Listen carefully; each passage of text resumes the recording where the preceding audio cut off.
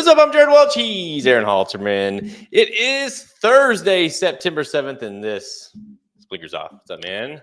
What's up, man? We're back. We've got through Saratoga, and it's onward and upward. We got Breeders Cup prep races galore from here on out. Big weekend coming up, Kentucky Downs. You got the Chiefs back. It's a good Thursday. Yep, opening the season off. Super Bowl champion Chiefs getting ready to kick things off this tonight at Arrowhead against the Lions. I'm pumped. It's if it's even though fall's not officially here, it still doesn't really feel like fall, but it's here because Saratoga's over and football's here. To me, that signifies fall.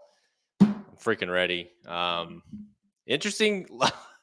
It's been anything but quiet on the Chiefs front. Like, we'll talk about the Chiefs and NFL. We're going to go over our picks. We do this every year. Give our predictions of who's going to win the Super Bowl matchup. We'll talk about that at the closing of the show. Yeah, we'll talk about it. We'll talk about it.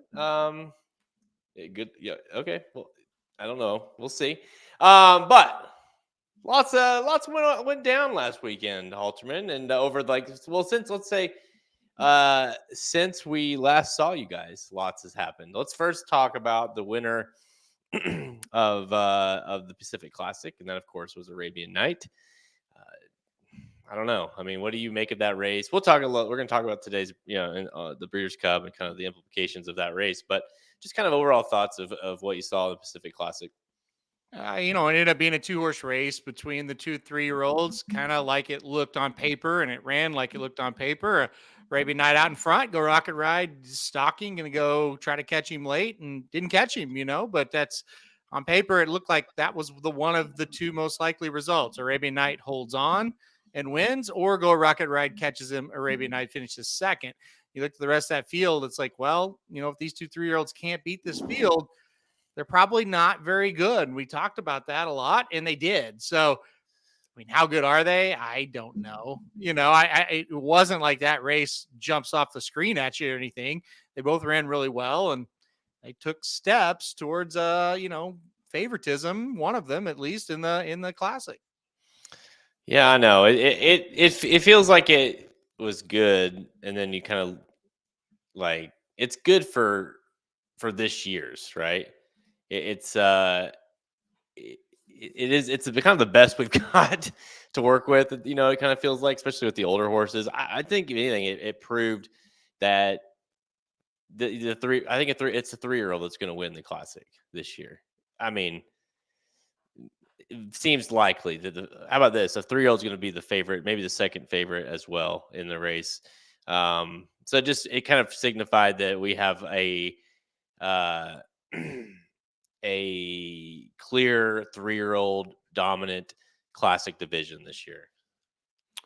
In a year where the 3-year-olds really aren't that good, which is strange, right? I mean, usually when you have that, it's like, well, these 3-year-olds are really good. And it's like, we've got a couple that might be, I think Archangel's solid and Go Rocket Ride, Arabian Night, they're solid, but they're not superstars. But it's just an older group that's just not great. And so, yeah, I think you're right. I think your top choices are going to be 3-year-olds from a betting standpoint.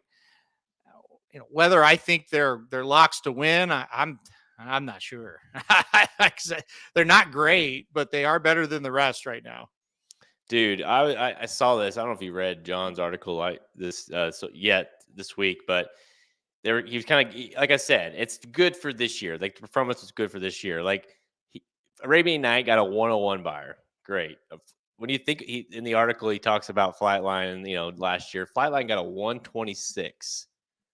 And when you compare the times of the two races, if you factor in the links, like a fifth of a second means in links and so, Flightline would have won by 19 links over Arabian Night. So I know it means nothing because Flightline's, he's making babies, he's chilling, but it's like that's the difference of what we're working with this year versus last year. And by the way, he cruised. He never did any running in the race. He just cruised, and he would have won by 19 links. It's very similar to what Country Grammar was beat by, right, that day. So that's kind of and remember what we thought of Country Grammar. Oh, after that good. race. You're like, oh well, he's not very good. Well, that's we're talking about Arabian Night being the horse that we think can win the Classic because of that performance. You know what I mean? That's the difference, and that's what we're trying to kind of work through this year versus last year. I mean, and that's an extreme example because Flightline was so good, but Right. you got to think though that doesn't really compare well to a lot of horses that have won that race specifically. And that I guess that's where I'm coming from. When it's like you're not going to hear me, screaming over here about Arabian Night. He's really something else. He's going to be amazing. I mean, he is what he is. I think he's solid. He's gotten better. He definitely got better from the Haskell to here, but he's not some kind of unbeatable horse, right? And same with Go Rocket Ride. I mean, I think it's like he's an admirable horse. He's solid, but he doesn't jump off the screen. And I even think back to like, let's say an Epicenter or an Essential Quality, the last couple of 3-year-olds that we've had. I don't think those horses are better than Epicenter or Essential Quality, even. Mm. And they weren't favorites in the Breeders' Cup Classics. Well, I guess Essential Quality was actually, He ended up going but off the favorite. Yeah. shouldn't have been. But Right. The bottom line is, it's like if you had those two horses, I think they'd be like 7-5, 8-5 this year. And so it is what it is. This is just a year that's lacking in huge talent. It's tough too because like I feel the same way. Like I think Go Rocket Ride, if Go Rocket Ride was like a super horse, he would have won. That's the thing. Like they're just not. Like Arabian Night got away with it on the front end, and go like these horses are very average in the big picture. But let's talk. We'll talk about the Classic here. We got to get a whole most of the show. We're going to kind of go through the Classic field and what we're looking at so far. That's what's crazy. It's September 7th. We are less than 2 months out from and really, if you think about it, 1 month away from the end of the Breeders' Cup preparations, right? As far as the challenge races, and so we're 1 month out until we kind of really dive into this thing. And so I thought it would be a good time to kind of look through the field. But before we do, we got to go through, or at least go over what there's been a ton of Bob Baffert. He's back in the news. I guess he's never really left the news, but Yeah. I don't even know. Like, so Pollock Report did a post or did an article on kind of the reports of having a meltdown and kind of everything that's gone down with him related to that, and just overall. And man, there's been a lot of rumors flying of what not just rumors and in facts, obviously, but the big thing that I took away from it was after the Medina Spirit, and someone can pronounce it for, well, can spell it for me, but the sort of the B, whatever it was, the stuff that he was tested positive for, Medina Spirit, which is mostly like a inflammatory type thing.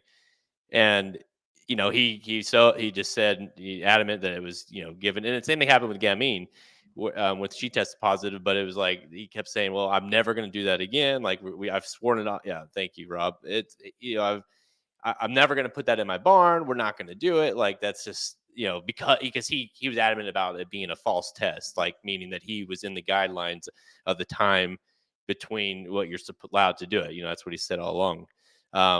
And then whenever having a meltdown, unfortunately dies on the track.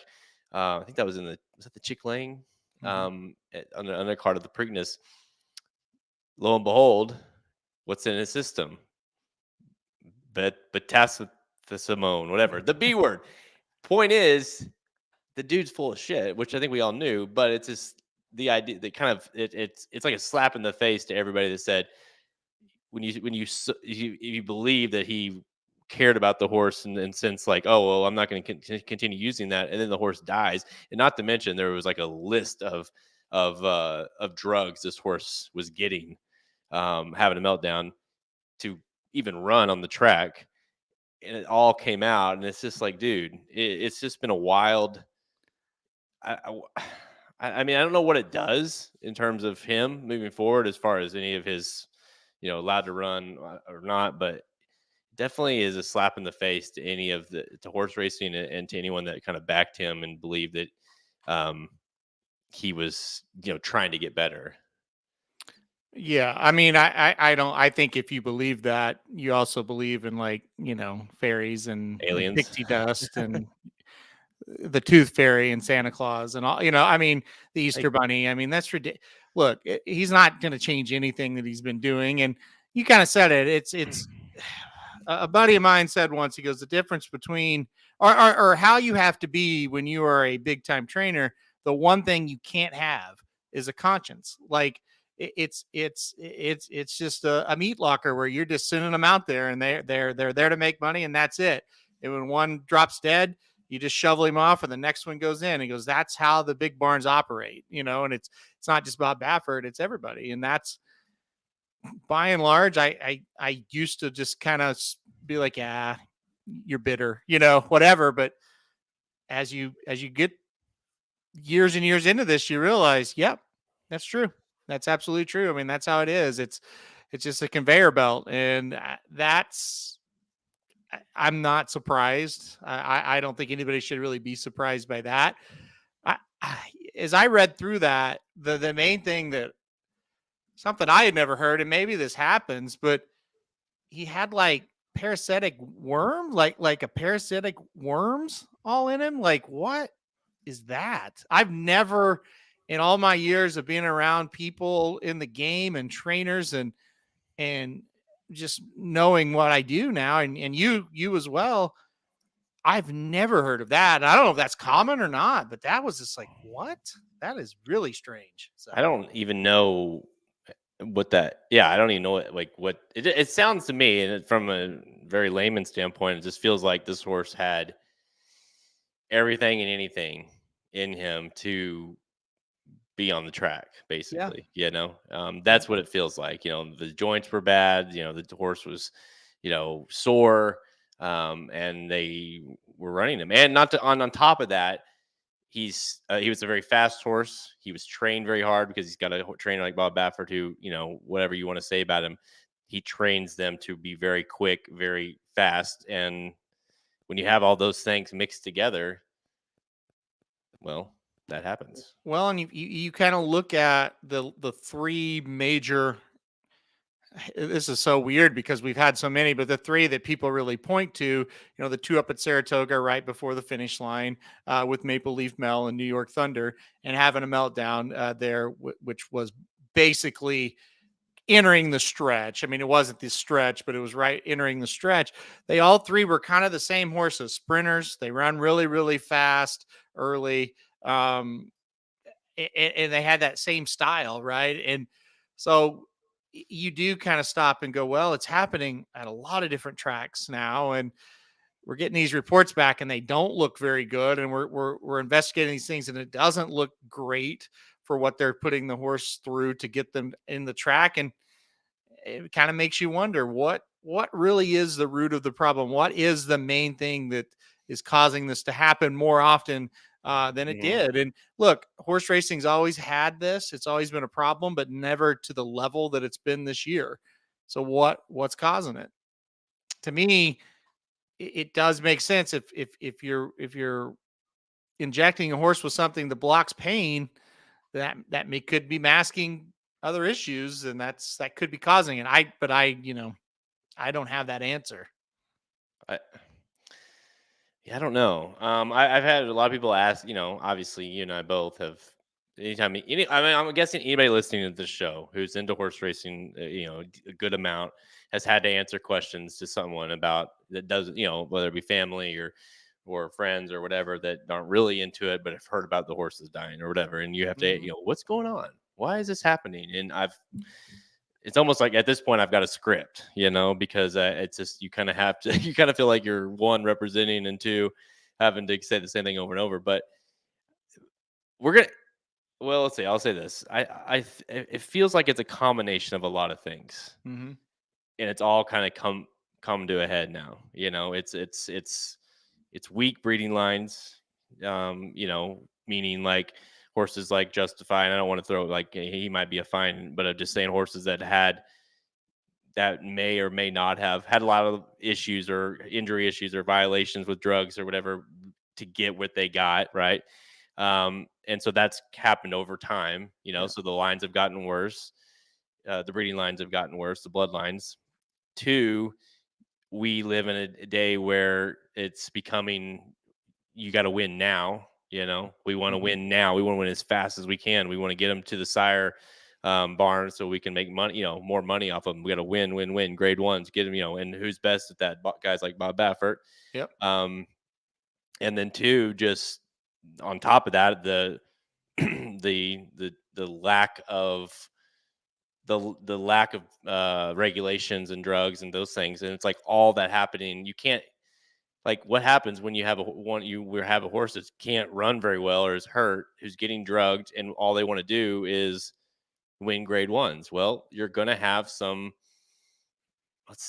Like there's gonna be some dead horses. I mean, put that bluntly, that sounds awful, but Yeah. there's gonna be horses that are gonna have to be sacrificed in order. And that, and again, it goes back to what you said. The big time trainers, the ones that are day in day out, the ones in the name in the game, the name of the game, the ones that we hear about all the time. They have to look at it like these are just this is a number this is on a spreadsheet. Okay, number 342. That horse is hurt. Okay, fine, move that. You know what I mean? Like Yep. you have to look at it like that in order for you to get through it. Because if you can't have like a conscious about this and also get the results you're looking for. Yep. Yep. Absolutely. I think, yeah, I think it's pretty well laid out. And I think that is a lot of it. And I do think the weather at the track does play a part in it as well. I think the turf course at Saratoga specifically was not right all year. So I think that's a part of it as well. But yeah, I mean, the dirt breakdowns have just been, it's just been incredible to, it's like how do you even process that, it's like you want to just blame somebody as quick as possible and move on, but you're probably right. It's just a more complex issue. And I think to your speaking of, hey, to the bigger barns, it's just a number in a stall, and we move on. uh, I go back to the worms thing again because that just really baffled me a lot. It's just something I've never seen before. And it's like, I know animals can get worms, but you know that pretty quickly, when they do. And it just kind of shows you, were they really paying attention to that horse? Did they really, look at that horse and see what was going on? It makes you question everything. Because I think the thing that you try to sell is like, oh, these horses are treated extremely well. That certainly doesn't bode for that kind of thing, does it? No. And it's like you and I both know lots of trainers that if like, hey, this, he's doing fine. Could he win? Probably, but he's just not feeling well. He's got worms, and he's not quite himself. We're gonna scratch him. Well, Happens all the time, right? I will jump in and give you guys a story about our buddy Kelly Von Hemel when he scratched a horse when I was up there in the Iowa Derby. He scratched a horse, and I uh, I went back to the barn. I looked at the horse. Hell, he looked fine to me. And I said, so come here and show me like what was the deal, And he had filling in his legs. And so I thought they would be really like swollen up legs, right? They were real obvious. Yeah. Oh, I couldn't even tell. I said I couldn't even tell the difference between those legs or anything, but it was just a little something that he could notice that a horseman would notice. But he's a hands-on trainer. He checks them every day. He makes sure they're doing the best they can, and when they run, he certainly makes sure. Obviously, that's not happening with other people. And I'm not saying he's the only one. There's plenty of really great horsemen and horsewomen that are doing just fine and doing exactly what he's doing. But that's Yeah. obviously not a widespread thing that they're taking care of him like this, right? Because I asked him, I said, could he have run? He's like, oh, yeah, he could have ran. But A, he wouldn't have been his best. And B, anytime you send them out there like that, you're taking a risk. And we're not doing that in this barn, period. I don't care how big of a race it is. Well, that's obviously just not happening across the sport, right? No, and you just have a different, um, Yeah. like you said, different mindset, and it's not Yep. just the trainers.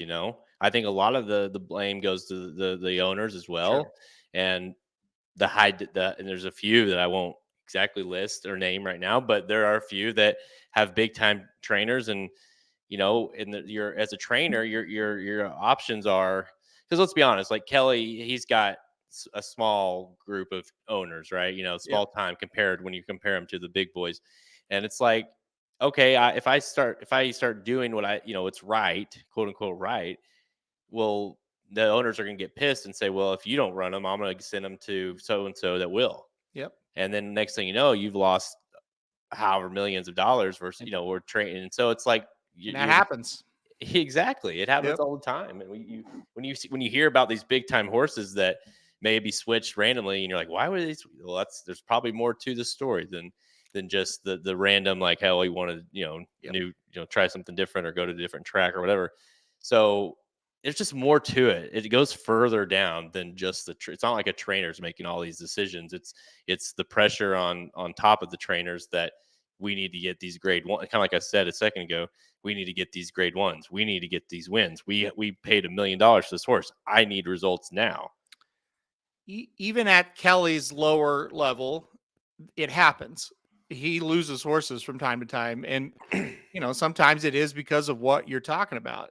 So again, and that's a situation where the money pressure isn't near what it is with the how you're describing it. Yeah. And so that's these trainers could put their foot down and they will lose horses because of it, or they could kind of do what the owner wants and hope for the best, right? And I think there's a lot of both that's happening, and that's just how it is. And I'm sure when Kelly made that call and they scratched that horse, I'm sure the owner wasn't real happy, but it's the decision of, hey, we're not going to risk the horse, and like you said, he's got owners for the most part that'll say that's fine. If they're calling me up, say that's fine, do whatever you need to do, Mhm.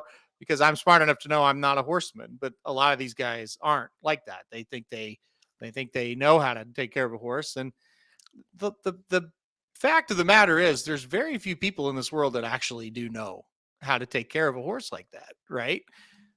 And we just need to let them do their job. But then you get into what we're getting into, a lot of them aren't doing their job that are in those big time positions. And I think it's important to not just, I mean, if you think about the big picture of sports, I mean, this is what's happening in all sports. With what there's so many more injuries than there used to be in NFL or MLB or hockey or whatever. Like you think about back in the day, like like these guys, like these, well, they would play all the time. They would never get hurt. If they did get Mhm. hurt, it was like they played through it. Now the injuries are catastrophic, and the games are faster. The athletes are bigger. They're stronger. You know what I mean? And it's all part of, not just, it's not all natural as Yep. well. Which so it's like it's not just a horse racing thing, but the difference is these sports are trying to make these games safer. They're Mhm. trying to, to make the game still go on without these major injuries happening as least as they can. And it feels like with horse racing, we're just kind of like, let's just do what we always did, but it's not the same game as it was, 100 years ago. That's the biggest difference to me. Well, and Kevin has made a lot of good points, and the Rapoli comment there is exactly. It's like, these guys like, well, I flew my family here. We got to run. It's like, well, you can't. I mean, you can't run if you're hurt, right? And that's a lot of the situations for Yeah. sure, or those kind of situations. He also said, look, with social media now how it is, and eyes, all kinds of eyes on the sport, uh, you know, that aren't just horse people, and that stuff spreads. You just can't. It can't go on like this. It's eventually, the quote unquote wrong person is going to see this, and this thing's going to end pretty quickly. I mean, that's the reality that I live with. Honestly, is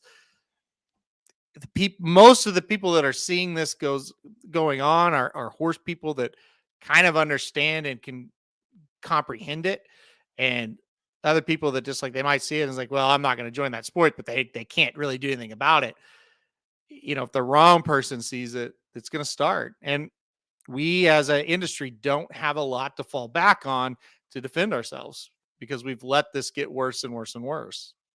And it's crazy too, because it's like, you just keep hearing about all the different Naira is putting all this money into all their tracks, and they're adding new track surfaces at Saratoga and Belmont. Belmont's completely redone, and it's just like they're investing. And you're like, part of you says, well, why no one would do that, right? If racing was about to die, Right. and so it's like you're kind of torn with this thought of like it feels like racing is over, and then other times you're like, well, these guys act like it's it's like the 1970s again, Right. and we're just blowing this thing up and growing it. And so, I- do I think it's going to go away? No, not in our time, but I wouldn't be surprised if like Naira is like while we're still around, Naira is one of the few games in town. Yeah. I think they're probably thinking, and that's another big problem is that everyone thinks for themselves, right? Naira's got themselves in a bubble, thinking, how can we just keep going to what you know what I mean, versus the sport overall. Yeah. Exactly. And And it, Churchill's doing it, and Del Mar's doing it, and California, whatever. So it's like everyone does it on their own. Yep, absolutely. And that's the thing. And if it doesn't, I mean, there's always going to be a place for racing, and uh, it's I don't think it's going away. I think it could retract for sure, but we're not going to attract new people with what is currently happening, right? And I think racing could attract new gamblers. There are a lot of new people into the gambling field as more and more states allow sports wagering. And I think you can convert those people over, but you can't convert them over if they bet a race and this happens and they're watching. They're not going to stay. It's just not going to happen. So for us to grow out of the sport, this kind of stuff can't keep happening, or it's going to be what it is right now and slowly just kind of retract to wherever that bottom falls, right? But it's going to fall. It can't keep going on like this and grow and be a prosperous. So that's just the facts of it, in my opinion. Well, listen, this conversation I think is hard, but it's needed, and we've been talking about an idea of having, um, kind of having a roundtable sort of discussion with not just us, but anyone on the team. Maybe bring in some people that we know that can talk more on the subject. But one of these evenings here in the next couple of weeks, maybe wait till Del Mar. So stay tuned, kind of keep on the lookout for that, but kind of have a discussion about what we're doing, about just what we think, what could happen, what's going on. Maybe bring on a couple people to get your guys' takes. But yeah, I mean, yeah, listen. That's it. That's just, I mean, Kevin says, I brought 12 friends to the Whitney and 10 to the Travers, all who love gambling and tried horse racing. We had to leave early both days, and they aren't interested in going back. If that's not That's it. the explanation point to the point we're making, I don't know what is. Hey, if I went to the 2007 Arkansas Derby and Curlin broke down, I never would have went back. If you would have No. went to the Rebel in 2009 and Win Willie would have broke down, you never would have went back. Nope. And I can say that 1,000%. I never would have went back, ever. So I get it. It's well, you think about Jesse, our boy Jesse Santos here on the chat, and we hang out with them at the Travers, and his son, and it's like, you think of someone like, how old your son? I don't remember how old he is, like 14, Mm-hmm. 13, 14, somewhere in there. And it's like, and he's even kind of getting over it. And remember when we first met him, like he was so jacked up about the sport, and and that's the future. Like, that's literally the future. It's one thing for us degenerates to be harping about it, because we're already in it, right? We're in it, and as much as we hate it or whatever, we're upset about it, we're going to stay in it, because that's what we love horse racing. But for kids like that at that age, or Kevin's friends or whatever, like, no, they'll just do something else. Yeah, Jalen's like, he's 14, so it's like, I don't blame him either. That's the other thing. Why would you stick around with it? Jalen was the most enthusiastic person I've ever met last year at the Travers. I think, did we meet him at Travers? Yeah, we met him at Travers. All I want to talk about was racing. It was a kid in a candy store. And I literally heard Jalen at this year's Travers tell his mom, I am so ready for this to be over so I can go home. I mean, if you want to criticize us for talking about this, or you guys shouldn't be putting the sport, I mean, that is the reality. And Yeah. I stood and watched the races all day with that kid both days. So I saw the difference. Okay. And if you think this isn't having an impact on people, you're living in a bizarre world that doesn't exist, because that is the reality. Well, Halter and I had a very hard discussion the other Travers night evening, and we were like, if of course after New York Thunder and that day, and it's like that's the other thing too. Both days, right after New York Thunder and after Maple Leaf, like you didn't care about the Whitney, you didn't care about the Travers. Yep. Those don't. You realize those don't matter. And if we were just new, like if we just started the racing dudes when this all was happening, there would be no racing dudes. Yep. Because when we were getting into it, we were young and there was naive, I guess, and this wasn't happening as often. And we saw a couple triple crowns, and we were, couldn't have loved it more. And now it's like, yeah, if we weren't in it more, we would just probably get out. And I realize that, like you said, that probably doesn't sound awesome for some people to hear, but Yeah, it wears on you when you do this day in and day out, and especially when you're wagering on these horses and they don't make it back to the to the barns.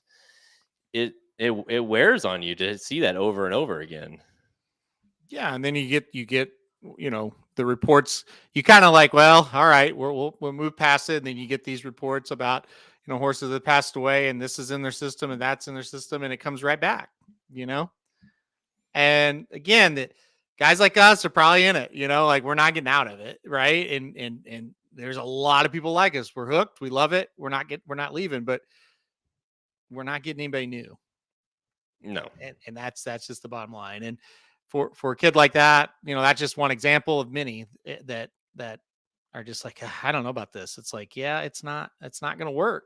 So they got to do better. They got to fix the problem. It's a problem beyond us, Yeah, I kind of feel sometimes like we can Yep. just you can talk about it until you're blue in the face, and then look at us. We're gonna talk about the Breeders' Cup next. We're gonna talk about some racing, and that's in a nutshell what it feels like we do in racing, right? Is we just move on to the next meet, to the next race, literally the next race. That's what's crazy about it, right? New York Thunder's not even cold yet, and we're getting ready to run Echo Zulu in the next race, and it's just like you got to just well. you just keep going forward. Not to harp on it, but yeah, Jason, he's with us, and we can barely even watch the Echo Zulu race. Like when she turns for home, it's like, oh God, I just dread this until she gets to the wire. Yeah. To Kevin, your point, and just to kind of go even a step further, I'm tired of having the discussion with my boys about my boys who and they're young, like, but I want to teach them horse racing because I didn't learn about horse racing until I was in my 20s. Yeah. And they asked me, is that the horse that died, or is that the horse that died? Because I've got looking at pictures and stuff, and what happens? Why does it die? Because kids, they want to know, and it's just like, I hate this. Why am I teaching you guys about a sport where these horses, these animals that are awesome, especially in a kid's eyes, these amazing horses are not living. And it's just like, and then it's like, what does that make me look like, as a dad? And I know. And it's just like, oh, I hate it. And so I'll be honest, I'm having a hard time with that personally, as far as like, so I kind of, if you have to like not, I don't want to share it as much with them as I used to, because I don't want to be watching a race with them when a horse dies, like we haven't, thank goodness we haven't had that. But if I was watching that race on any of those days, like with Maple Leaf, I mean, I don't know how I'm going to, talk that one through with them. So it's tough. It is. Yeah. And again, like when we got going, and I went to the track a lot, and it was years before I actually saw one. Years. And again, that's just something you're never okay with it, but you're like, look, it's going to happen. You're going to eventually see it. you got to just move on. I mean, I hate to say it like that, but when they're years apart, it's like, I get it. It's what happened, but when every time I go to the track, I'm seeing it. That's just, like I said, we're not going to Finger Lakes, Yeah. right? Like, these are the big tracks. So, The two biggest meets of the year are, yep. Churchill and Saratoga both had to be shut down or should have been shut down, and both had serious amounts of death, and that's just insane to think about, so Yep. um but yeah, so stay tuned. We're gonna have more discussion on this. I feel like we could just end the show because Oh, I uh should. it, yeah, I know, right? But put on the smiley face because we're gonna go and talk about the upcoming I'm interested to know. Maybe people in the comment. I'll open any question, then we'll go on. But I don't listen to other shows. Like, are other people? No, I'm not talking about Twitter. I'm talking about other media people. Are they talking about this at all? Like, I feel like we're the only ones that are out here, and I don't know. yeah, Maybe that's good. Maybe that's bad. I'm not I sure. don't either. I don't know that answer either, and I'd be Yeah. curious to know if, like, I don't know what some of the other shows are, really. To be honest, there's a lot I know, but are they just bypassing it and going straight to the next race like we do in horse racing, or are we actually I mean, are they talking about it? Because you don't ever feel like we're talking about it, and I say that we as a media or as in a generalized media, other than Twitter, obviously, but um. Mhm. Anyway. Yeah, so they kind of do a 2-minute segment saying things need to be done and then gloss over it. And I mean, maybe I hope. I mean, I don't think you're trying to throw shade. It's just like hopefully others are bringing this up. No, I'm not trying to throw shade at all. I don't care if they're talking about it or not. I just wondered from the standpoint of, are we over caring? I don't know. I definitely think we are closer. Like like we Mhm. care more than most. Let's put it that way. As far as like the general like horse racing fans and people, you know what I Yeah. mean? Like, you go to the track and yeah, there's a lot, like you said, there was a lot of people that were phased by this and leaving the track early, and you could tell. But there's also a really good amount of people that I don't know they care at all or thought Right. even knew that the Yeah. horse was hurt, you know? Which is, it is what it is. If you want to be that way, that's all right. Yeah. I'm not here trying to talk down to anybody. I just was curious, like, are we the only ones? Are there other people like, come on, like, we got to do something here? I don't know. And I think with us, it's like, we own the business. This is it. Like, if this sport doesn't do well, we aren't going to do well, So, Well, yeah, like this is our no, I mean, this is like we love it. mhm. This is our livelihoods, like this is literally all we do. I I I love talking about it. I love betting it. Yeah. Everything about it. Generally love the sport, but Mhm. it's when you're this close to everyone knows it's just with anything. When you get too close to something, too entrenched in it, too you've been working on it too hard, you like it wears on you. And then on top of that, when you have shitty things happening in it, it's hard. It's Yep. tough. Yep. Because think about you guys, like, it's like you're done with it, or maybe you haven't bet since the Travers Day or whatever. Halterman and I, but Halterman especially, guess what? We gotta look at Sunday. We gotta Yeah. look at Monday. Oh yeah, We for gotta look at sure. Tuesday and Wednesday and Thursday and Friday. And you know what I mean? Like it just keeps going. We have to. That's our job is to handicap horse racing. And so Halterman literally gets 0 breaks from the like, I need a break from horse racing. It doesn't happen because there'd be no website if you did. So it wears on you. Yep. I can Yeah. see it. A lot of times it's like, dude, you need because it's tough. Yeah. But anyways, all right, let's get to today's show. We'll try to rebound a little bit, just move the discussion ahead, and hopefully we can hope for some changes. And we will have another discussion more in depth and have the whole team involved in this in their coming weeks. But for this show, we're going to preview and kind of look at the upcoming 2023 Breeders Cup Longines Classic. Who's in, who's out, what odds can you expect? We're going to kind of go look at the field as of right now, 2 months out. Then we'll give some rapid fire selections real quick at Del Mar and Kentucky Downs, including the Runhappy Del Mar Futurity that's happening on Sunday at, of course, Del Mar. Let's go. Oh man, Wild on Ice. Another thing the sport's got to fix. So Magic had a best bet at Horseshoe Indianapolis Yeah. for the show today, and it won. And the horse was 7-5 loading into the gate and went off at 1-5. He's super pissed. I'm like, I don't know. That's not great.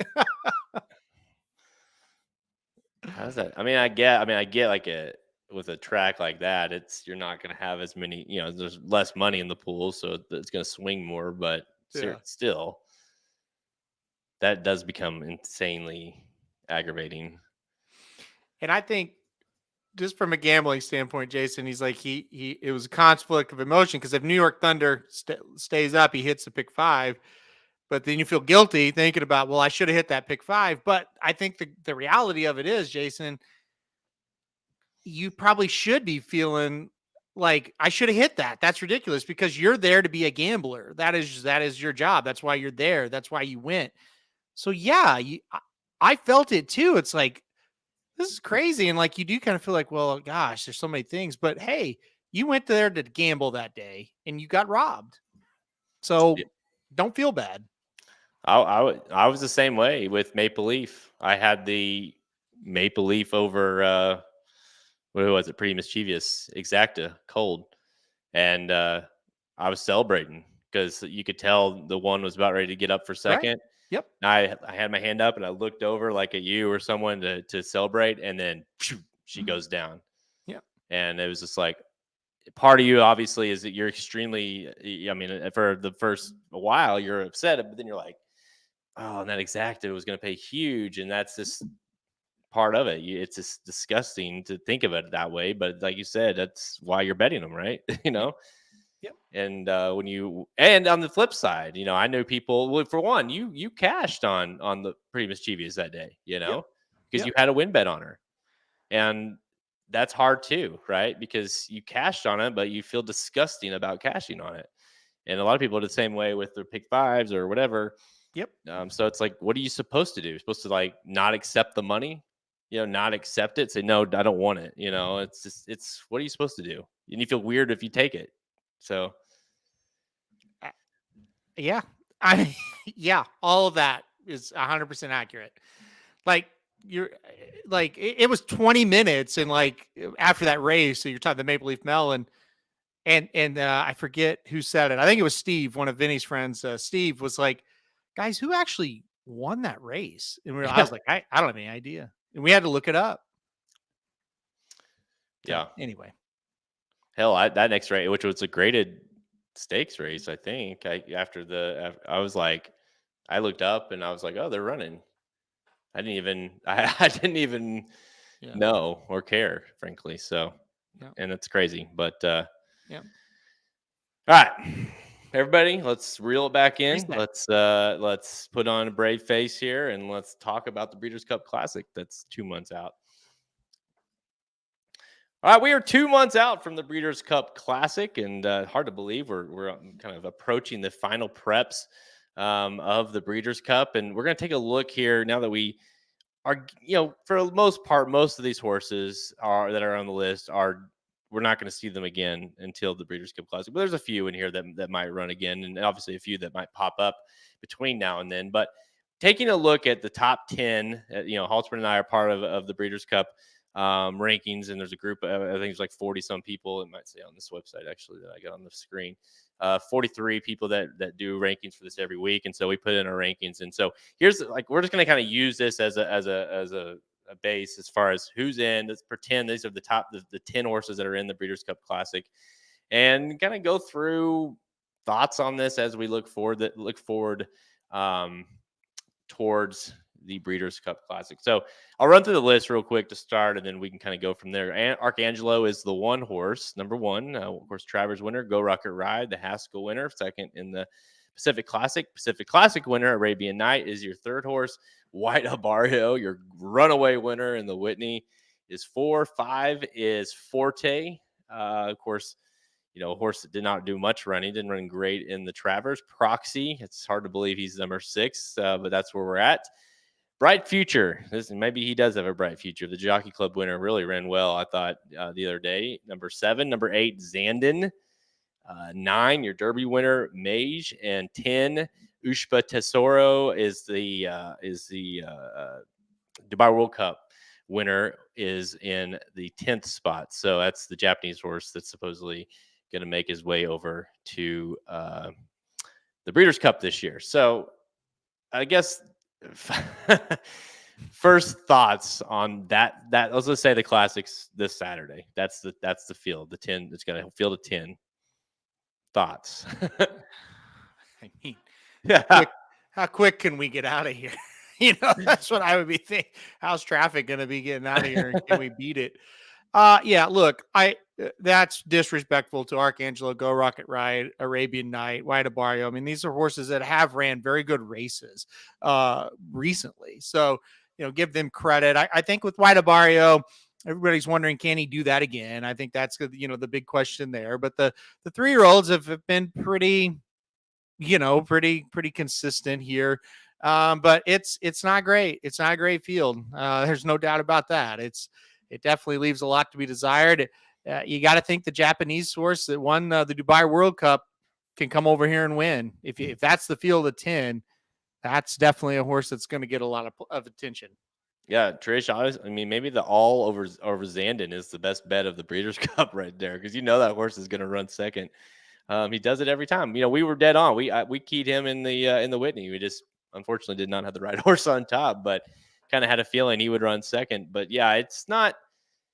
It's if say you had like one, I mean, I would even take one, but 2, or say Cody's Wish ran well in the Whitney and won the Whitney or something. Then you're talking about it's just the 3-year-old department. If you added these 3-year-olds into the mix of a 1 or 2 really good olders, that's a great classic, right? But the problem is our leading contenders are these 3-year-olds in a lackluster 3-year-old division already. It's the best we're fortunate in a sense that the best 3-year-olds that have in a general sense, the best 3-year-olds that have ran this year are running in the classic. That's awesome that we get that. We get the Derby winner, we get the Belmont winner, we get the Haskell winner, we get the Travers winner also. You know what I mean? Like, that's great. But you don't. White Barrio is like your headlining kind of Whitney prep.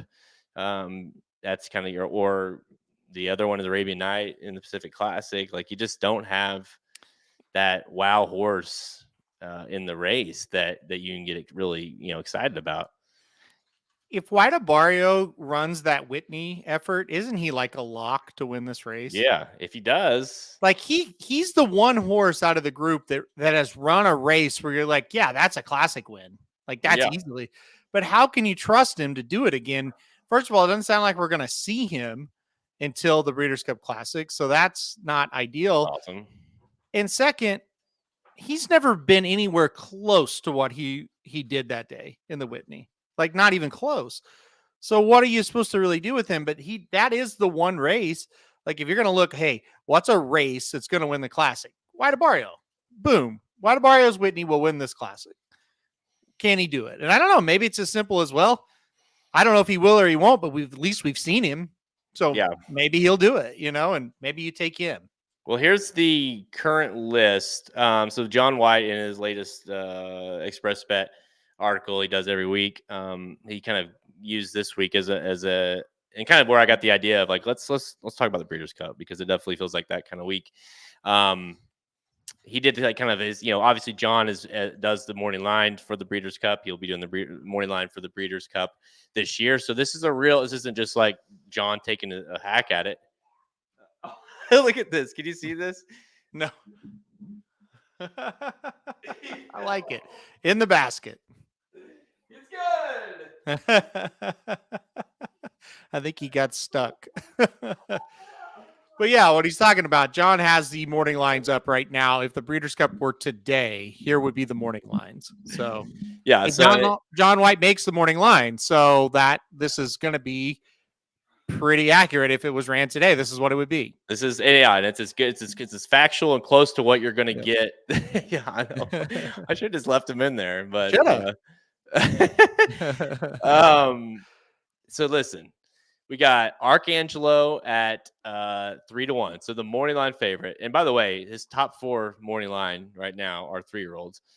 Maybe a little recency factor into that, so that might wear off. But still, 3-1 Arcangelo, 4-1 on Go Rocket Ride, 4-1 on Arabian Night, 5-1 on White Barrio, 8-1 on Forte. So I mean, just looking at it, there's the value.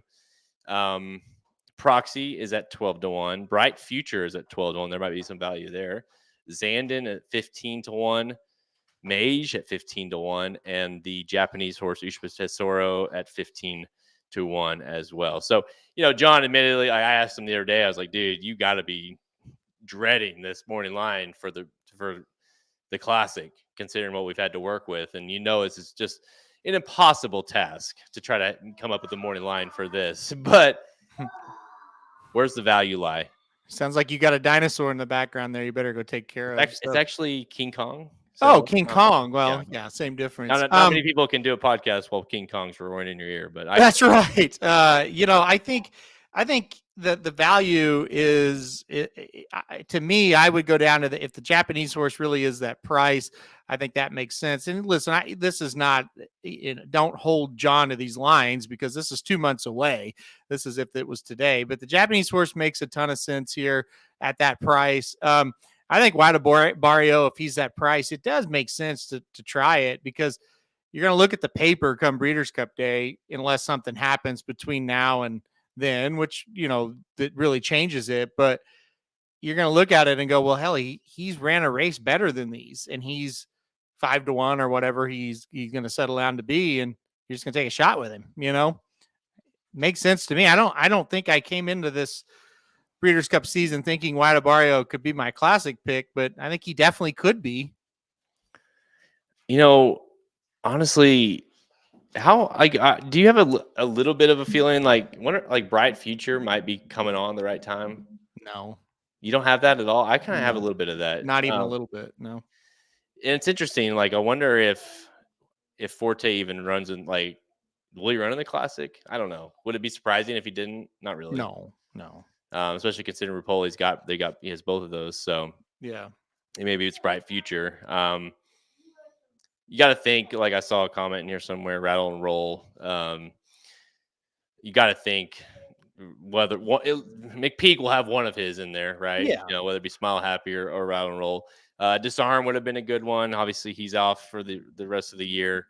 But you're not really missing anyone in here. I guess you could maybe see Bob Baffert having another one, whether it be Defunded or one of his other whatever. But I think you're gonna get 10 to 12 horses in the race, so pretty easily.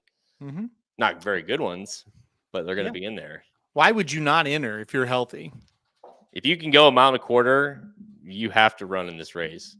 I see. No, if you have a healthy horse and he can get in, or she can get into the classic, why would you not do it? Well, this is not a field to be scared of anybody. So, and I guess, back to your Bright Future.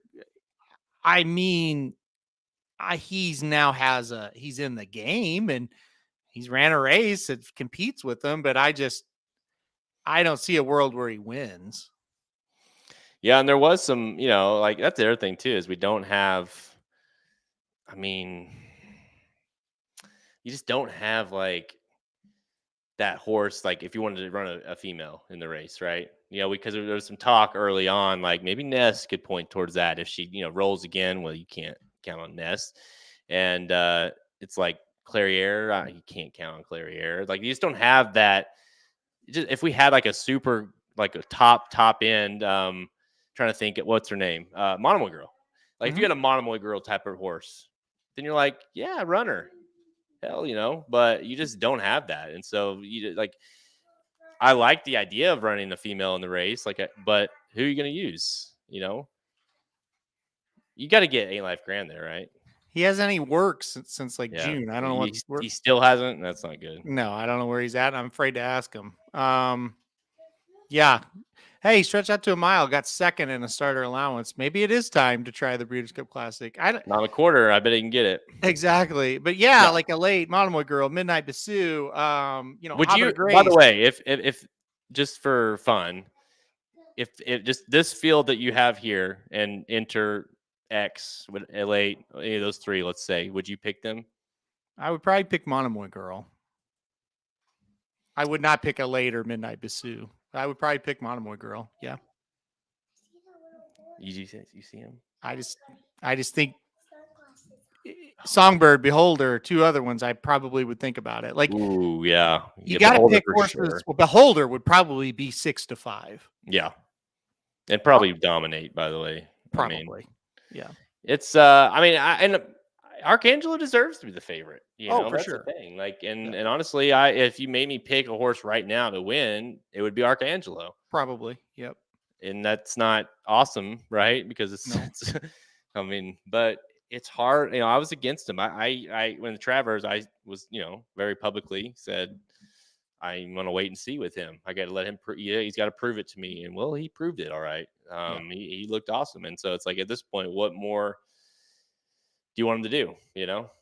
So I don't know. I think they kind of act like they would train up to it, but if that's the case, then you're kind of having to hope that they acted like that's what they want with him, the breaks. So we'll see. But I don't know I don't think I have the guts to play against them again. Let's put it that way. I mean, versus on top, the same horses, right? I mean, that's like he could beat most of these horses. We know that, I mean, yeah. I agree. I think you got to make the decision.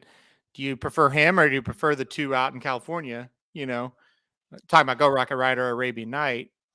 That's decision number one. It's like, okay, and then you got to say, okay, what older horses can I play? There's decision two, and then you go from there. Well, all right. So if I made you make a pick right now, who would it be? If the race was this weekend, who are you picking? God, this is so bad. I guess Arcangelo. I guess. I don't think I could. I don't think I could do it at that short of a price. Actually, I don't know. Maybe I go Wide Barrio. I mean, the thing about Wide Barrio is the one like I feel like the one benefit you have if you're betting him is that you can single him on the top side of everything, because it's like there's no point of playing him underneath. No, he's either going to win or he's going to run 6 or something. You know what I mean? Mm-hmm. So to me, Wide Barrio is an all or nothing type of horse. You could play like one straight cold exact to Wide Barrio over Zandon, and then play some other stuff. But that to me is maybe one of the most likely scenarios. And that's going to have a huge payout. The one good thing is, guys, no matter who you like, even if it's Arcangelo, maybe you like Arcangelo with Bright Future or whatever, this thing, the value is going to be all over this race. Yeah. It's going to be screaming in this race. So there's, it's a bettor's race. It's not maybe not a world-class type of race, but it's certainly a bettor's race here. So yeah, we're 2 months out. That's a early look at the Breeders' Cup Classic happening this week or this fall at Santa Anita. Man, I haven't picked Wide Barrio to win a stakes race since the Florida Derby. Do what? I have not picked Wide Barrio to win a stakes race since the Florida Derby. Why would you? Is the other question, right? So, and I haven't been wrong. Exactly. Yeah. Until last time out. Well, a lot of us were wrong there, so don't feel too bad. I mean, I did pick him to win that allowance race at Gulfstream, which he did. Of course, he was facing nobody. So, all right, let's. We're gonna run through a few here, and then we'll get you guys out of here. I know Cooper, you're ready. Oh, you got him locked in there. Nice.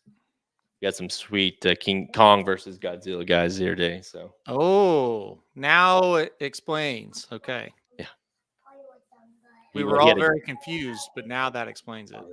He had a doctor, a checkup, and he did really good at this checkup. All things were great, and so his reward was a trip to Target. So anybody that has kids or doesn't have kids, let me explain something to you. If you don't have kids, you've been to Target, like you always hear kids crying at Target. It happened. Like, I swear to you, Halterman, I've never been to Target in my life and maybe it's just like a dad thing because I'm hearing it. I can hear it from the it's like the bat. I can hear it from a mile away. But Yeah. it's like either my kids are crying or another kids are crying, and it's always about a toy they did or did not get. Right? It's an insane place to bring kids, but I'm an idiot and I do it every time. So man. All right. Time for rapid fire presented by Racing Dudes Best Bets. Make sure you go to the Racing Dudes website, racingdudes.com, to learn more about the best bets. To see that tab on the homepage, best bets. I have been on a heater as of late. I finally missed one, Halterman, but the best bets gives you you can see yourself, myself, Magic, the whole team at Racing Dudes. Your dad's on there, and you can get an idea of what we're playing and by exactly what we're playing.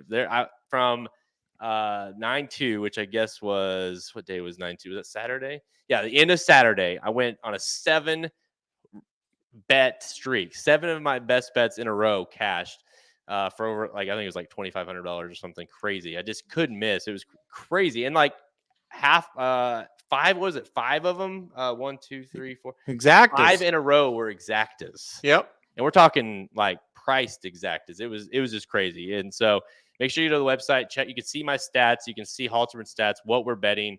And you can just, a lot of people ask us, who do you like? And you have all these horses list, but what do you really like today? What are you playing? Well, this gives you exactly what we are playing. And it's not just horse racing. Obviously, with the NFL starting, we'll have NFL picks, we'll have college football picks, all that on there. What we're betting on any sport is available there on our best bets page. So make sure you go check that out now. All right, let's go to race 7 on Saturday at Del Mar. It's the John C. Mabee Stakes Grade 2, $250K for fillies and mares, 3-year-olds and up, going. How far is this going? Where is it? Well, it's not on there, but anyways, they're going distance. And how far is it? Why is it not on there? It's 1.1 miles. Where is that? 1.1 miles on the turf. Thank you. Look at that. Do you see it? It's not on there. I don't see it on your screen, no. Okay. Well, so anyways, they're going 1.1 miles on the turf, and field of 6 lines up. 9-5 is your favorite. The 4-horse closing remarks. Where are you going? Yeah, I'm going to go closing remarks again. Got the job done in the yellow ribbon. I'm going to play him back here. I think it's close, though. I think there's a few horses that do kind of pique the interest, but this horse seems to really like that Del Mar turf course last time out. I think if she runs that type of race again, I think she's going to be a little too tough. There's some interesting ones in here, though. Oakhurst is a horse that's kind of trying to get second off the layoff, kind of be up and coming. The 5, might be able to get the job done too. But I think closing remarks is going to be pretty tough to hold off in this spot. Yeah, it's not the awesomest of fields here. No. But I almost went closing remarks. I did it before the odds though. All right, so I like that I went against, considering the horses at 9-5. I went with a 3-horse Oakhurst. You mentioned, Diamato. It's like, can the dude miss a turf race right now? It's just you might on the turf right now, and stakes races at Del Mar. It's like he's not. It helps that he's got multiples in every race, but he also is just dominating in these races. And Oakhurst, a horse that needed some time off, came back last time out after a couple months off and looked really good. Beat a comeback winner as well. Rispoli had the mount that day, gets Hernandez up now. So to me, Oakhurst is kind of that. I kind of looked for a horse that not only is kind of running that kind of race now, and closing remarks fits that as well, obviously coming off a win as well. Oakhurst likes Del Mar, likes the distance. Give me the 3 Oakhurst at 4-1.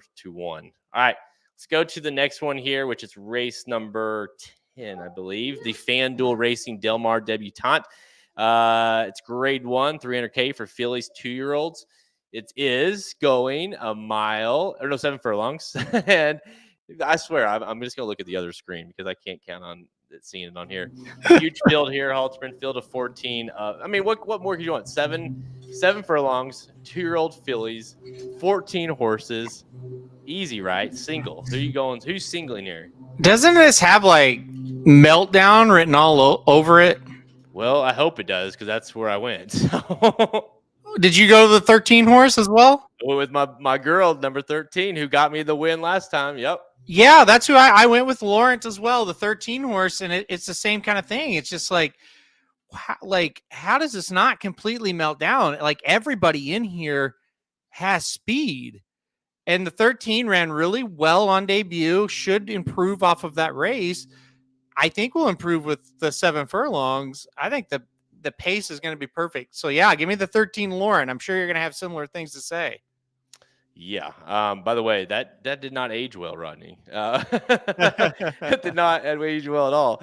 But no, it's I love Lauren here, and I don't know. Like we're gonna find out if that was just a part of the field melting down that day. But this other side is like this is. I feel like it's going to do the same thing here. Go watch that replay, by the way. It was Del Mar, the third race at Del Mar, August 13th. It was a Sunday. And it was right before that. It was right before what race was it? The one with Prince of Morocco and whatever the state. Anyways, Best pal. Yeah, Best Pal. And it was right before that. And it's because I had a double into that and I needed this 5 horse. That day was a 5. Lauren. And that horse just came from the clouds. You watch the top of the stretch, like you think this horse is going to run 8th or something. And the horse just picks him off, comes flying late. I watched it 10 times, Halterman. I still don't know how the horse got the wire first, but I don't either. You watch a slow-mo and the horse did. It's insane. Laurent, this horse should be picking him off. Like, it's a practical joke horse. Peter, obviously, who's had a great meet at Del Mar, but he wanted the horse closer than that. That wasn't the plan. The horse got shuffled out of the gate and then went straight to the back, and it kind of lost stride for a little bit too. And so it took a minute to get the horse back engaged, especially for a first-time starter.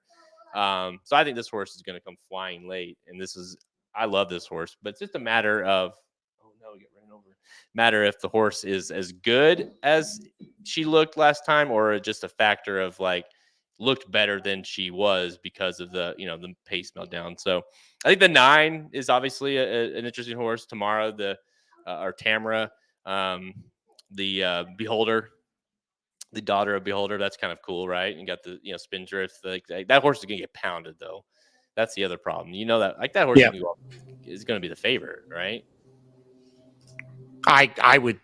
I mean, I guess yes, it is. I would guess so, but I guess it technically is right now 7-2. But I mean, that horse is going to get bet down. I would think so, yes, but you never know. But I would think so, based off of just who it is, right? Yeah. But no, I think people are going to gravitate to that horse. Yeah.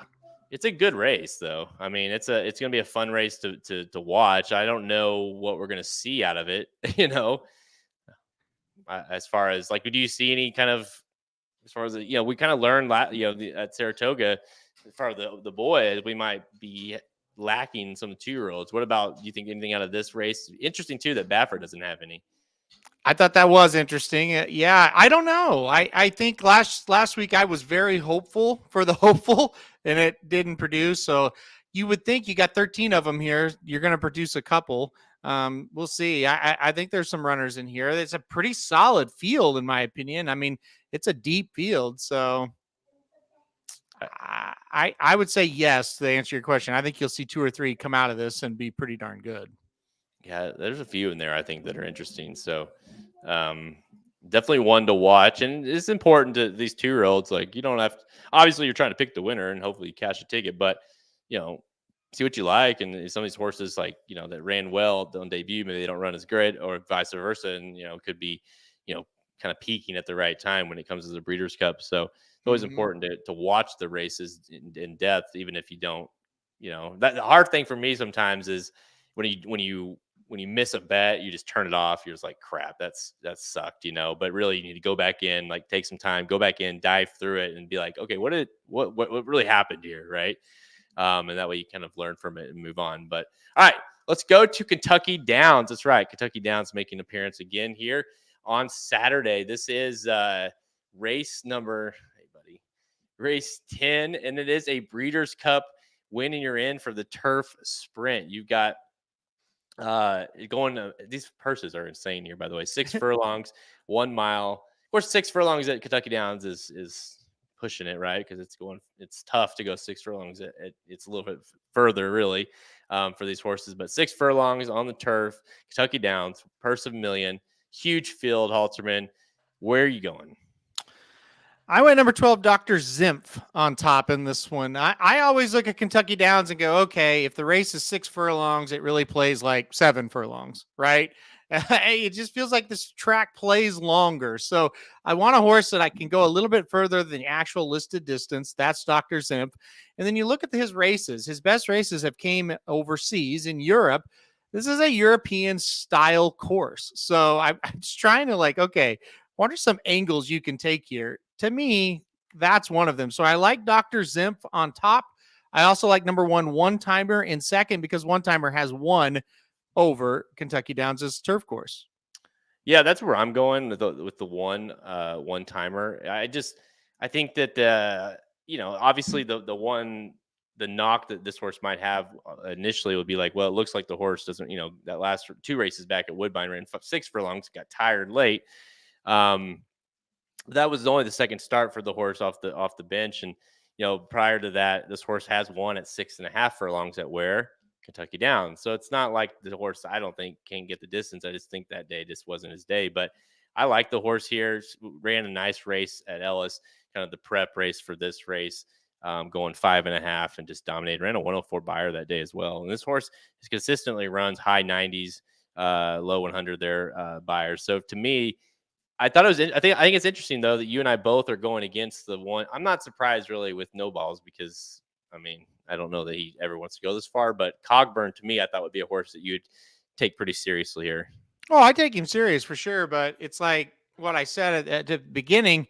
I think if it's listed 6 furlongs, it plays more like a 7 furlong race, and that's my worry with Cogburn. He's been running 5.5 furlongs. He's never went past 6. So if I am to think, and again, I am, that, hey, this plays a little longer than the distance that's listed here at Kentucky Downs, I think he might have a little bit of trouble. Plus, he's a favorite. And how many times does a favorite even? I mean, they beat Annapolis last week, for God's sakes, right? So, I mean, it's hard to back favorites at this track. Dream Shake is interesting in here, I think, as well. I mean, just given the fact that we don't really know what the horse is, just went from running poorly on dirt and to synthetic, and then dominating again on turf. Seems like the horse has figured out a distance that he likes, and obviously running the second start on the turf, 8-1 T-Gaff aboard. I think that horse has some interest there, especially a horse I think can get the distance. So I don't hate that one at all. You hate to pick too much chalk in races like this, especially at Kentucky Downs. But I think in this case, you're just trying to find a winner here, and I like the one timer. I do agree the post position isn't totally ideal. Lots of stakes races, but we're gonna go through the 2 Breeders' Cup races. Race 12, the FanDuel Kentucky Turf Cup Stakes, Grade 2, worth $1.7 million for 3-year-olds and up, going 1.5 miles on the turf, and it is a Breeders' Cup winning in for the Longines Turf. So like the second biggest race of the day or of the Breeders' Cup. Winning you're in for that race right here, Halterman, and a field of 12 lined up here. 7-2 is your favorite, all the way close to the outside Therapist for Maker. Are you going him? Or are you going the other Maker by chance? I guess there's a couple of Makers, but the other Maker, Red Knight at 4-1. I went with Verstappen, the 3-horse. I feel like we've been kind of waiting to bet this horse back. Got scratched on Travers Day. I think this is a much better spot for Verstappen. Going 1.5 miles, and that's a long distance, but this horse won the Elkhorn at 1.5 miles. I think the more distance, the better. I don't think that's going to bother Verstappen very much. I think this is a really nice spot for this horse. So I'm going to go with the 3-horse Verstappen at 9-2. Hopefully we float up a little bit from that price. I don't love that price, but it's good enough for me. Just hope he doesn't get bet down any harder than that. Yeah, I probably regret it. I almost pulled the trigger same way because I was really fearing Verstappen that day at Saratoga, and then Walsh pulled the horse, which was a factor of what was happening on the turf, and so he pulled the horse, and yeah, I kind of waiting for the horse to come back as well. So I like the pick. I'll be using the horse. I think the horse is making the right kind of moves at the right time.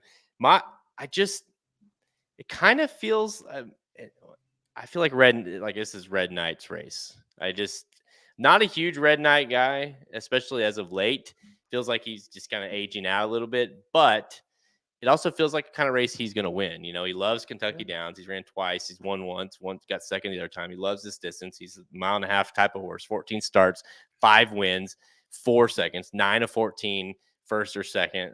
He just likes to run this far and likes this track. And I thought he seemed like that Manhattan wasn't great, and then in the United Nations ran better. Didn't run great. Obviously, therapists beat him, and that's an issue here. But I think Red Knight, given that he did show a little more signs of life that day, and the fact that he likes Kentucky Downs, I'll take one more shot on Red Knight. But I don't love playing him at 4-1. Obviously, that's not awesome. But again, like we're looking at prices in this race. I don't know. Where are you going? It's tough for me as far as to make a real case for it. You know what I mean?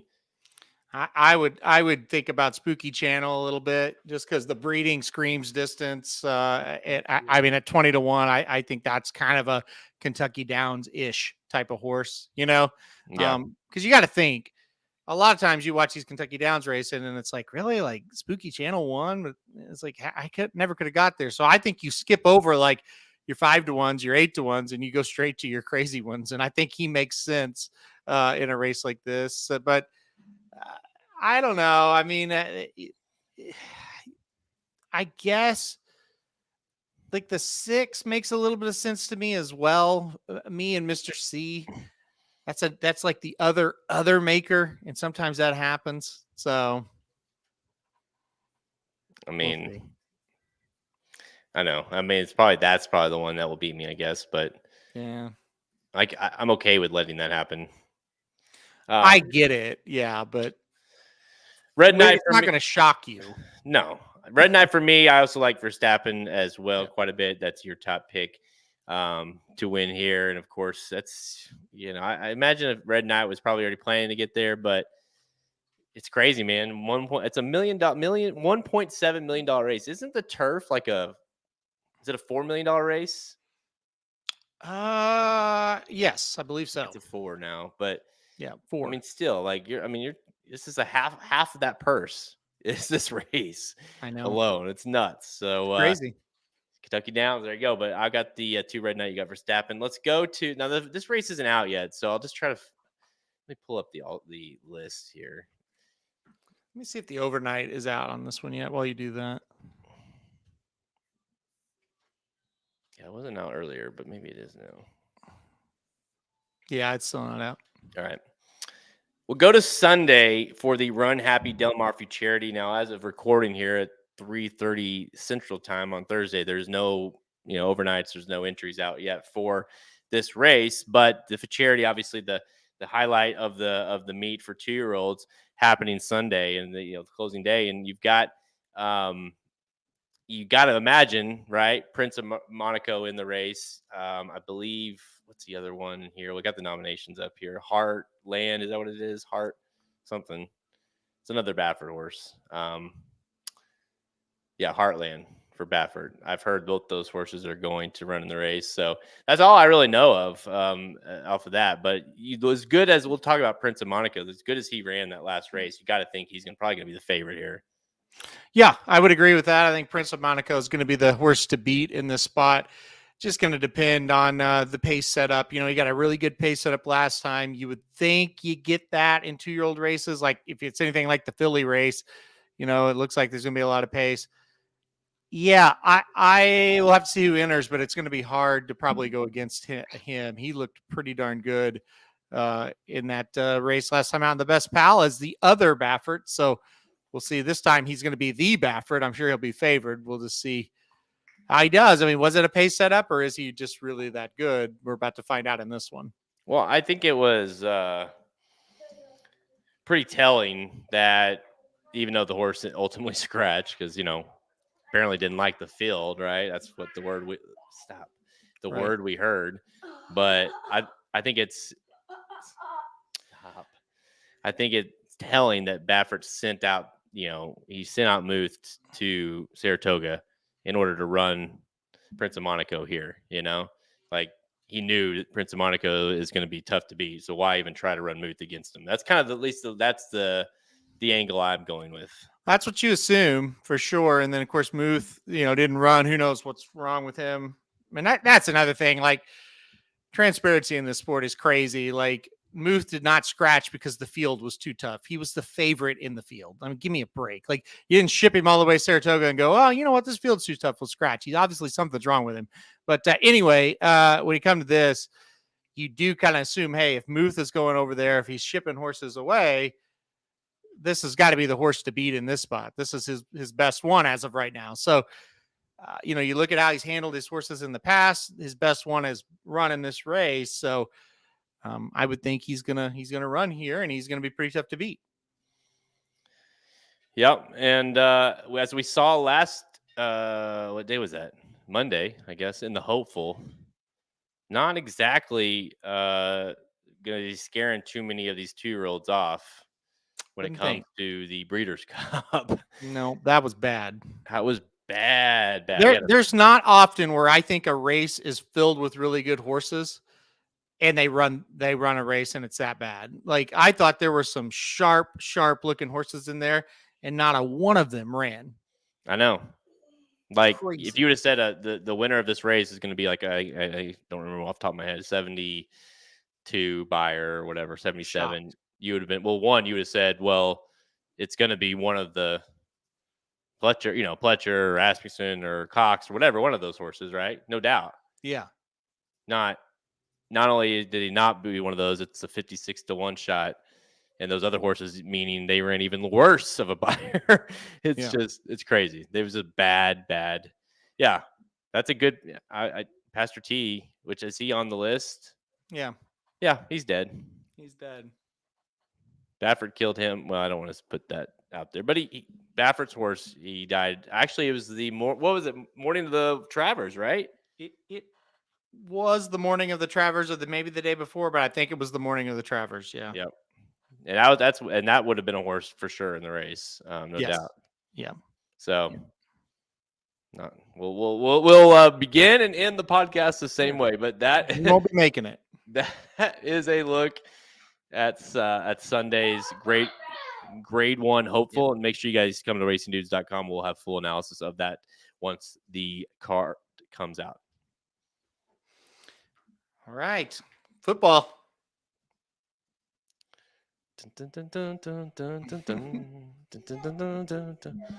Coop, who's going to win tonight?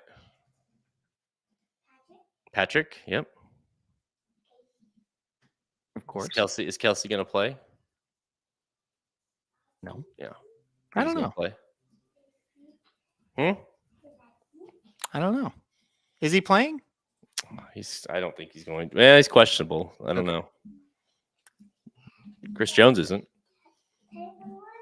No.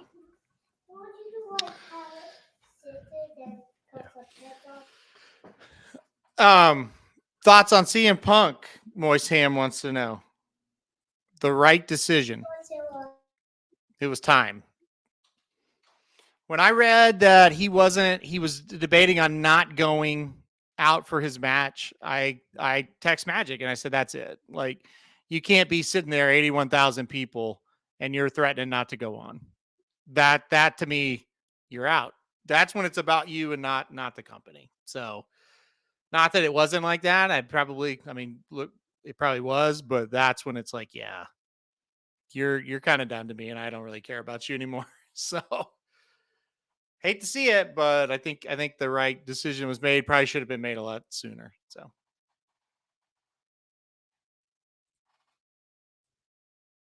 you're up. You're on mute, Magic. So that pretty much echoes my sentiment as well. Yeah, there you go. So he's been. Oh, sorry. Yeah. He has been officially ruled out. Okay, I didn't. I thought they might. I figured they would. No matter what, they would wait as long as they could, just to. Yeah. But I do think it's the very minor. It's like a bone bruise, more than anything. So. Yeah. I imagine he'll play next week off the long rest. So. No reason to play him this week. That's the other thing. No. If you can't beat the Lions, even without, like, to me, the line moved like a point, I think, without the Kelsey Yes. news, and that's insane. That's truly insane to me. I just don't. I think I don't think it's that big a difference. Like in a game like that. I think it's a difference. I think the line should have moved. I still don't think it will be the difference between winning and losing the game. But I think he's worth a point. If your line's at 5.5 and the Kelsey is announced out, I think the line accurately moved. Whether you think that's going to make a difference in your bet is one thing, but I think he's worth. Don't you think Kelsey's worth 1 point? I do. I do, like, but I just don't, like, I just didn't see it as Yeah. I don't think it matters. Like, I don't think No. they can do guard Noah Gray either. So, Right. you know what I mean? So it's like I don't.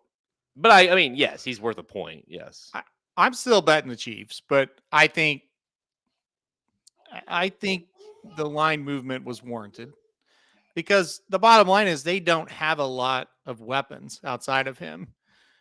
So I think people are a little bit worried, but I think the other problem is the quarterback's still playing for the Chiefs. So Yeah. and he I mean, kind of maybe. proved last year he doesn't need a whole lot of weapons, I mean, maybe Patrick goes from throwing for 350 to 328 or something. It's like I don't know that it's gonna, like, you've still got 15. Yeah.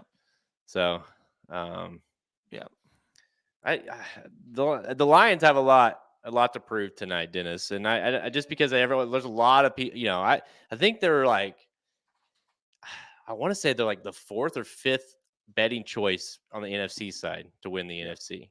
Yeah. And that's wild to me. That's not going to happen. It's wild that they're basically the top. I just don't. I don't see it, but they considering they kind of started to turn it around last year a little bit. They got a lot to prove. I get they're better than they used to be, but come on, you're playing the Super Bowl champions at Arrowhead. Well, You're not I coming think in and beating them by 4.5. the biggest problem with the Chiefs is they do have a knack to not cover games. So when you're betting them, anytime you see something over 3, it's a little worrisome. They have not covered a lot of games they should have covered. However, that being said, they're 4.5 points better than the Lions. So Patrick Mahomes is also like 1,000,000-0 in for week 1. well, I don't know what he doesn't lose week 1. Well, and they always come out hot, and especially at home. And I would think it's going to be. I would think they're going to have a very good game tonight. I would be shocked if they don't play well.